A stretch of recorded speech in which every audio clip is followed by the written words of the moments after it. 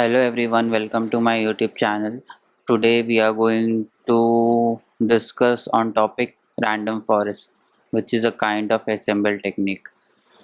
If you have not watched my previous video, please do watch that on bagging technique because there I've explained how this bagging technique works. After that, please continue with this video. Let's get started. As we have seen in bagging technique that we are creating some samples out of this training data and then we are passing to our model of same kind.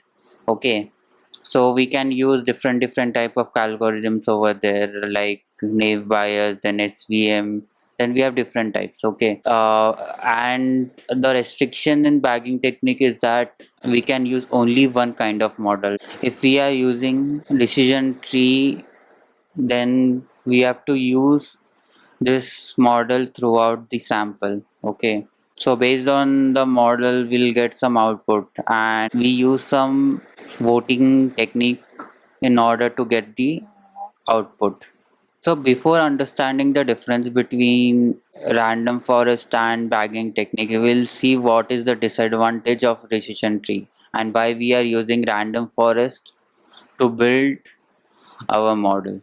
Okay, so in decision tree, the main disadvantage is that we are creating a model which is having low bias and high variance. So what is this bias and variance? Let us see. What is bias? Bias is nothing but how much attention the model is giving to training data. Okay. So if we have high bias, then we can see that it is giving less attention to the training data. If we have low bias, then it is giving more attention to the training data. Model should always have a low bias. So what is variance? Variance is nothing but the scattering of the predicted data. So over here you can see that the data of the predicted value is scattered over larger area. It should be always restricted or concentrated towards this bullseye, but here you can see the variance is large.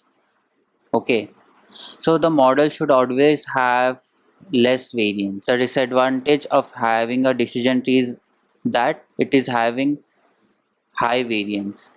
Okay, so variance should be always less on the predicted data. So therefore we are using random forest. Okay, now you will ask a question that why not we are using bagging technique and we are passing decision tree in that. In bagging technique, there is some correlation between the sample data. As we have seen that we are creating some samples which is called as bootstrapping. Okay, so there is some correlation between the sample data.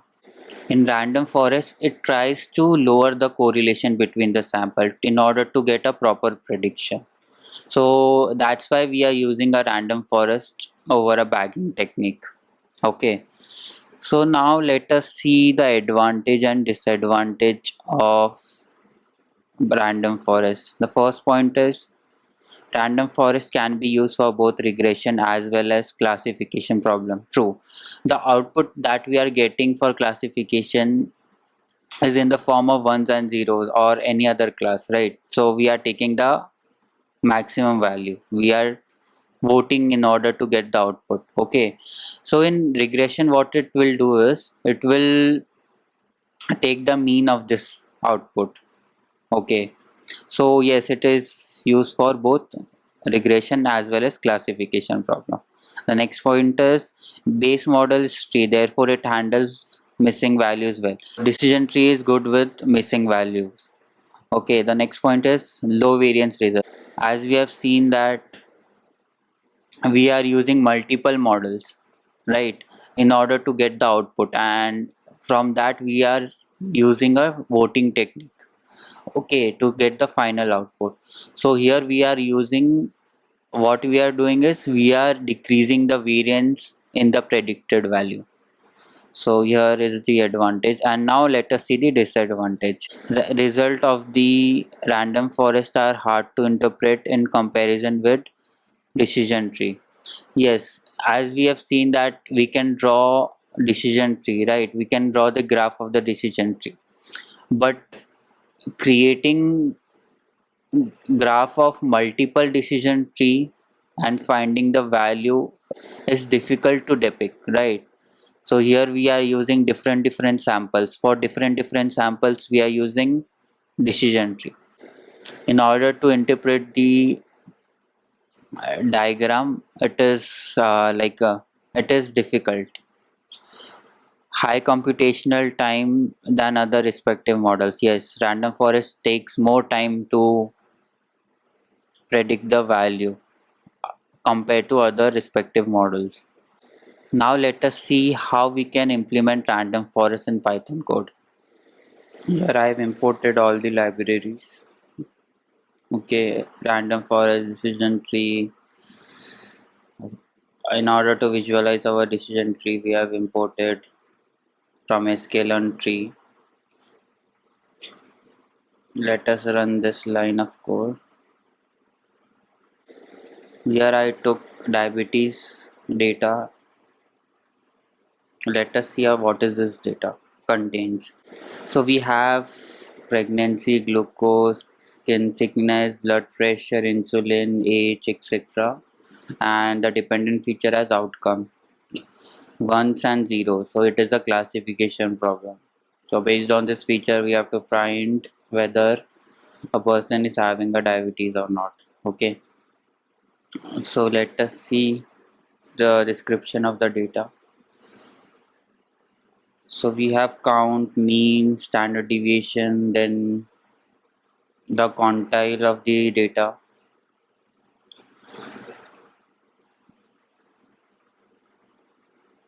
Let us separate our dependent and independent features. After that, we are splitting our train and test data. So here we kept test size as 20%. Let us run this cell. Let us first see how decision tree will perform with this data, then we'll compare it with our random forest. Okay, now let us plot this decision tree. So this line of code I've explained in my previous video regarding decision tree graph. Please watch that video.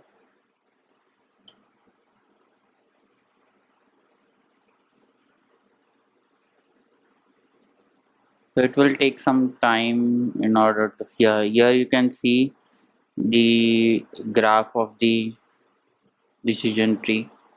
The depth of the decision tree you can control by passing a parameter as maximum depth is equal to 3, 4, 5, any numerical value.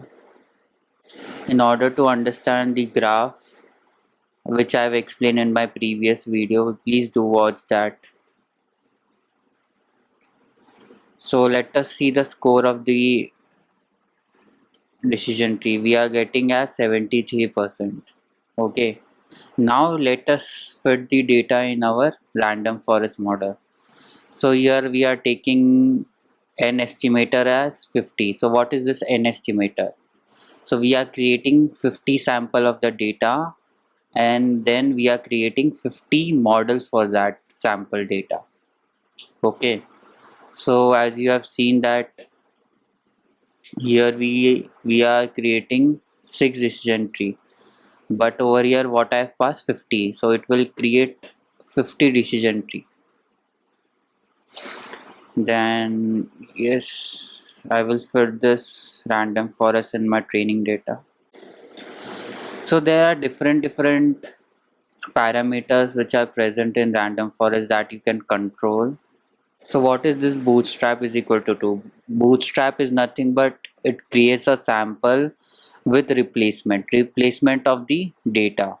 Okay, duplication of the values is possible in different samples.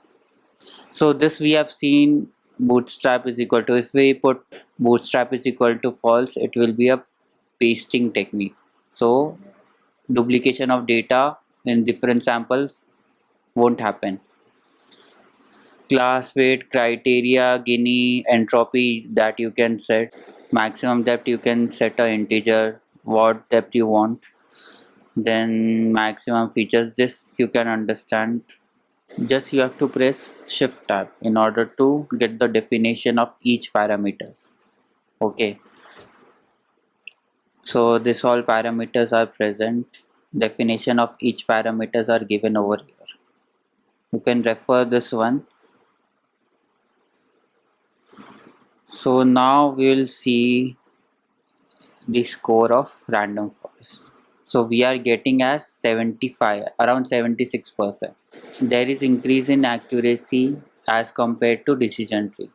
In decision tree what we were getting 73%, but in random forest we are getting as 75, around 76%. So from this you can change the value of n estimators to 100. So that this will change the accuracy value, and other parameters you can use. So other parameter you can hyperparameter tune. So my next video will be on hyperparameter tuning. Okay, so this was it from my side on this topic, random forest. Please hit the like button if you like this video and subscribe to my YouTube channel. Bye bye.